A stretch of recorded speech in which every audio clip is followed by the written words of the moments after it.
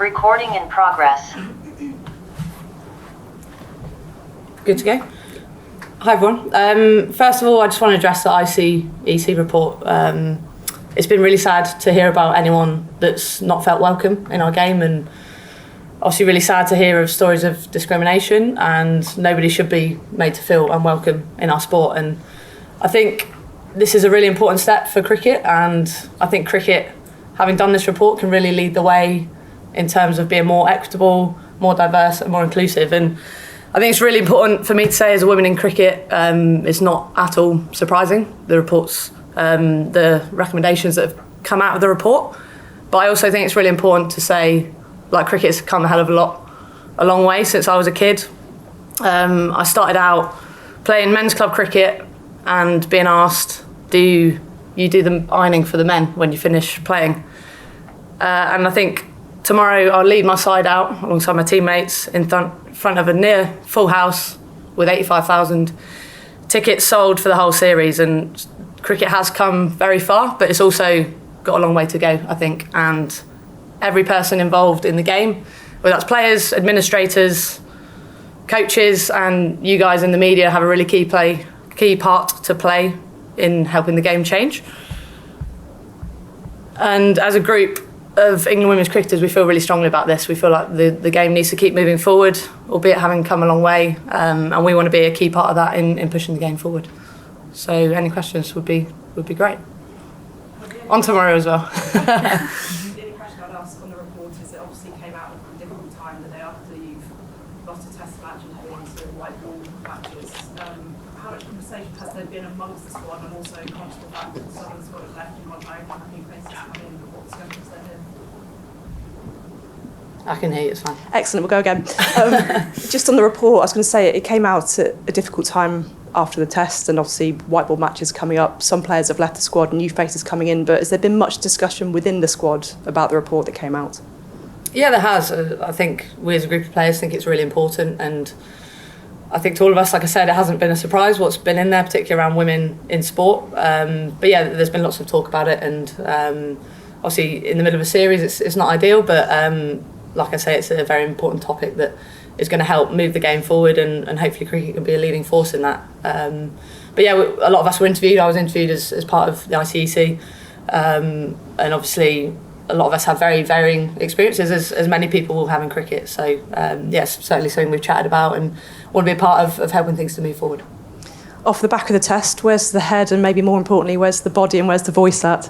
Yeah, the voice is still a bit husky, unfortunately. A lot of shouting over the 5 days, but yeah, we're okay. Like, obviously we're really disappointed with how it finished and not being able to get the win, but I think talked about in the dressing room how proud I am of the girls, of how they went about it, and how we created such an entertaining test match. And we had a couple of days at home to recharge and refresh, but everyone's in pretty good spirits actually. Met up yesterday.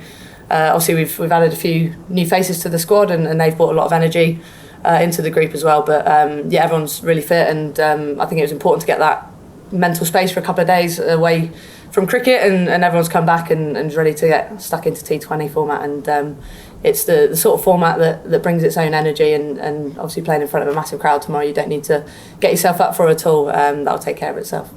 On the crowd driving into Birmingham today, your face in particular is on quite a number of billboards driving into the city. Have you seen them? How does that feel? Yeah, Izzy Wong sent me a bad photo actually and said I need to sort my hair out, but yeah, it's great, isn't it? I think how visible this game has been is brilliant. Edgbaston had an amazing crowd for the Commonwealth Games last year, and I think the follow-on from that has probably led to so many people wanting to come watch us play, and the support from Birmingham and Edgbaston has been great. We've got an all-female ground staff tomorrow, which is really awesome, moved by the club. And yes, it's awesome. We want to play in front of people, and I think there's been a hell of a lot of sales on the back of the test match as well, which is really, really nice news to hear. Like, we've set out as a team to want to entertain people and get people on board with cricket and come and watch us play. So that's a really nice thing to hear, I think, as a group. And yeah, same again tomorrow. We're going to go out and try and play some entertaining cricket and take the Aussies on, and hopefully we can put on a good show. We know that Nat was struggling with a knee niggle during the test. Where's she at the moment? Yeah, she's okay. She's had a little assessment. She's fine to play. The question is whether she can play a full role, obviously as an all-rounder. But we're going to have a little look at her today. She's going to have a little bowl and see how we go. But the most important thing is Nat is there on the pitch as a batter. We obviously don't want to push her too far and obviously sacrifice the amazing role that she plays with the bat as one of the best players in the world. So we're hopeful that she can still play a part with the ball, but it's a little bit TBC at the moment. With some players heading home and obviously some new faces coming into this part of the Ashes, how would you sum up this part of the squad going forward into this game? Yeah, good. We've obviously called in a little bit of cover, a slightly larger squad than we probably usually would have, but we've got an array of really talented T20 cricketers to pick from. I think it's probably been our strongest format over the last couple of years, and we've really made a shift in kind of how we do things. I think the World Cup in the group stages was a sign of how we want to play our T20 cricket, and there's some exciting youngsters as well. Danny Gibson being picked for her first T20 squad. She's an exciting player that makes an impact in all three disciplines. So we've certainly got a lot of talent to choose an 11 from. Still a long way to go in this Ashes series, but when you do the number crunching, a win would be incredibly helpful. How would you sum up England's mentality approaching these games in terms of needing those wins? Just looking at Saturday, looking at tomorrow, trying to win that game, trying to play exactly how we want to and try and really be aggressive and take the game on. We know they're a very strong Australian side, but we're not thinking too much about points. It's all got to be a focus on tomorrow. Thank you. Thanks, Joe. Thank you. Hi, Sandy from Sky Sports News.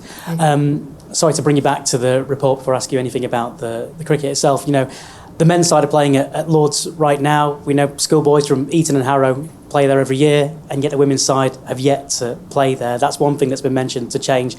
What are your feelings about that? Yeah, I'd love to play a test match at Lord's, and it was really nice to see Richard Thompson say the other day that there'll be a test match there in the next few years. So yeah, that's brilliant. We've obviously got a game at Lord's later in the week. I'm really excited to play there. It's a place that's very special. We've obviously won a World Cup there as well, which makes it even more special for the girls that were involved in that. But I'm also involved with the MCC Foundation as well, which are a charity that do a hell of a lot of work with state school children in this country and a hell of a lot of work overseas as well. So yeah, it would be nice to play a test match there in the future, and that sounds like it's going to happen. Going back to T20 cricket, in the World Cup you didn't get the chance to play Australia. How much are you looking forward to facing them now then? We haven't played them for a long time in T20 cricket actually. In the last Ashes we played one and the other two were rained off, so we haven't played them a huge amount. But yeah, super excited. They're a really strong T20 team that are world champions, so we're going to have to really take them on, try and play to our strengths and do the things that have worked so well for us in T20. So yeah, I'm excited to get into battle. And Issy Wong is in the squad. You know, we've seen what a brilliant season she's had in WPL as well. You know, how exciting can she be on this stage? Yeah, she's a brilliant bowler. She makes things happen, and she's exciting to watch, that's for sure. And she was certainly outstanding, I think, during the WPL. But we've also got a hell of a lot of other bowlers that are doing a really good job. Selection's going to be really tough, actually. We haven't picked it yet. We're just waiting on a few little things to see the balance of our side. But we've got a long list of bowlers that can come in and make an impact, and Izzy's certainly in and around selection. And a lot of talk around Sophie Eccleston. I don't know, is it insulting or positive that, you know, some have said, you know, how would she do in the men's game? Is it insulting to the women's game, or is it a positive thing that people are thinking that broadly and how great she is? Well, I don't want to lose her, to be honest, so I don't really like the chat around it. It's bound to happen, isn't it? It's a sign of how good she is as a bowler, and we're certainly lucky to have her as a side, our side. And you talked about taking Australia on. There's a lot of talk, you know, not necessarily that you're doing baseball or anything like that, but there's a lot of talk around that, and, you know, whether it works or not, you know, how confident are you that being aggressive against the Australians is the right way to go? I think it's important for us as a group. I don't think it's purely about Australia. I think it's a way that brings out the best in us as a team, and hopefully is there to try and make us successful, and also try and bring in people to cricket. So that's the reason that we've done it, and I think in T20 cricket you've got no other way than to be aggressive. That's really important, to take the game on and not have any doubts that you're looking to score and you're looking to take wickets. So that's our philosophy as a team, and we'll do that against any team that we come up against. And finally, in your statement you mentioned some, you know, really difficult situations that, you know, hopefully nowadays young female players don't face. But what would your message be to any young female cricketer who's maybe heard of the report or maybe even read it fully themselves and are thinking about getting into cricket? You know, what would your message be to them? Yeah, I think there still are instances where this goes on. Like, I think it has changed a lot, but I went to watch a friend that's a female in an only male team recently, and she got quite a hostile reaction because she was female from one player in the other team. But I think the reaction of the people on the field was really important. I don't think that probably would have happened previously, and I think everyone can be an ally of anyone in the sport and make people feel welcome. So if you're a young girl wanting to get into cricket, I'd say do it. So there's no better time. I wish I was a youngster getting into cricket now. There's no better time to be a female playing cricket. So yeah, come and join in, and hopefully you feel welcome. Thank you. Cheers. Just a couple of, I'm Dan from the local BBC. Just a quick thought about how you'll feel tomorrow walking out in front of 20,000 people here at Edgbaston. Yeah, special. Obviously missed out on the Commonwealth Games here last summer through injury, and just being there, it was really special to see the support that Birmingham showed the girls. I think it'll probably be a crowd that knows a little bit more about cricket. It was a slightly different crowd in the Commonwealth Games, but yeah, it'll be super special. It's an iconic ground, and it's going to be obviously kicking off an iconic, probably most visible T20 series that we've ever been involved in, and most visible Ashes series as well. So yeah, I'll try and soak it in, and get my head on the game pretty quickly after that. It does seem as though the Commonwealth Games has played a part in the interest of women's cricket here at Edgbaston. It just shows that if it's put in front of people, they've seen it, they like it, they've come back for more. 100%, and I think the way it's been marketed and advertised and covered is a huge part of that as well. So yeah, it's brilliant that people want to come support us, and the Commonwealth Games was a really special time for those girls that were involved. So brilliant that hopefully people have come back wanting a little bit more, and hopefully anyone that comes to watch us tomorrow, we can give them the same feeling and get them to another game in the future. And what's happened here, does it maybe put the boot on the other foot with maybe the Oval and Lords, that they're saying, oh yeah, we'll allow you in? Actually, they need you, because you are showing what is possible. They need those big crowds as well. You should be something that they're pulling towards, rather than actually you knocking on the door saying, please, can we come in? The crowds seem pretty good actually for the Oval and Lords, which is great to see. And I think just thinking about people that weren't allowed at certain places in cricket previously, and how they fought to get a seat at the table and have their voices heard, I think is really important. Obviously, Rachel Hay-Flint at Lords is probably the most obvious in terms of that. So yeah, those sort of pioneers we're very thankful for, and hopefully that change can really accelerate and move on now. Thank you. Cheers. Thank you, Dan. This is the first T20 since the retirement of Catherine Sipper-Brunt. Yep. Who do you see stepping up and filling that huge shoes that she's left in this team? Yeah, she's left a huge hole, not just in her cricket but her personality as well. But there's a massive opportunity, isn't there, now for a younger player to come in and show what they can do. Who that is we'll have to wait and see, and I think that will become clear over the next couple of years, who's kind of taken on that mantle. But it's hugely exciting for those young players. As young players, you expect them to be a bit raw and a bit to make mistakes. I think it's important. Catherine was a very experienced, very skillful, one of the best seam bowlers, if not the best seam bowler we've ever had. So replacing her is going to be near on impossible. But I think the opportunity for those youngsters to put their hand up and show what they can do with bat and also ball, other way around, sorry, ball and also bat is really important. I'm excited to see who stands up. Thanks. Thank you. Any more questions? Yeah, David. Thanks very much. Hi, just circling back to the ICEC, if you don't mind. There was a lot of recommendations listed. Do you reckon they're all attainable or achievable? Potentially. It's hard to go in detail when there's 44, but I think the fact that working towards them is very important. I think in terms of the women's game, the priority is getting the structures in place to give equal opportunity, to have a young girl that gets exactly the same opportunities to be a professional cricketer as a young boy has. That's in terms of facilities, coaching, support, whatever it might be, game time. I think getting that pathway right and getting the professional structure really in a great place is going to make women's cricket really sustainable. So I think that's the real priority, getting that pathway right and getting girls feeling welcome and like they have an opportunity in this sport as much as a young boy does. Do you think that's the key aim ahead? I think a lot of the attention has been drawn on equal pay, and obviously I'm sure you would love that, but do you think that's the more fundamental thing to fix rather than the headline mention?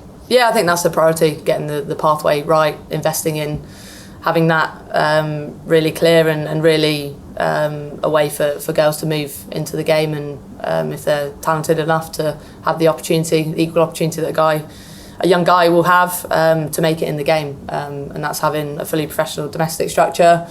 It's having the same support that any male cricketer would have, and I think that for me is the most important thing to make the game sustainable.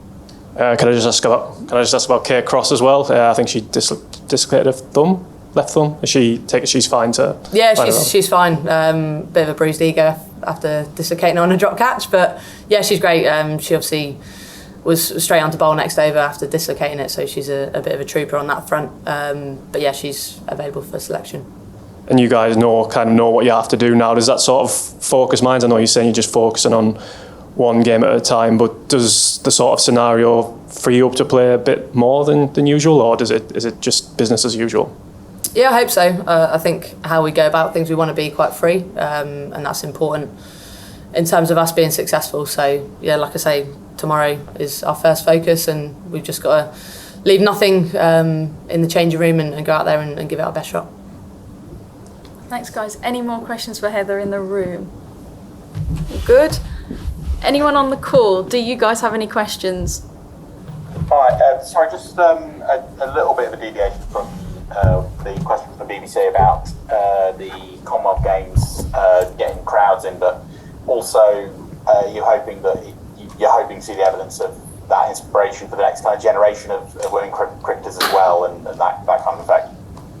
Yeah, I hope so. I think it was an awesome event for cricket. Being part of a multi-sport games was like nothing I'd experienced playing in cricket for a long time. So yeah, hopefully the fact that people just want to be involved in the Commonwealth Games and maybe open themselves up to see different sports, I think is a huge part of obviously getting the crowd that we've got tomorrow. I think that's great, and hopefully they're people that come back and want to be involved in cricket and watch more and more. So yeah, I think it was a great step for women's cricket to have it in the Commonwealth Games. Lovely, thank you. Cheers, Josh. Thanks, Josh. Any more? Oh, I think we're all good. Well, thank you very much, guys. I'll send the files out as normal, and yeah, we will see you and speak to you soon. Thanks, guys. Recording stop. Cheers, guys. Thank you.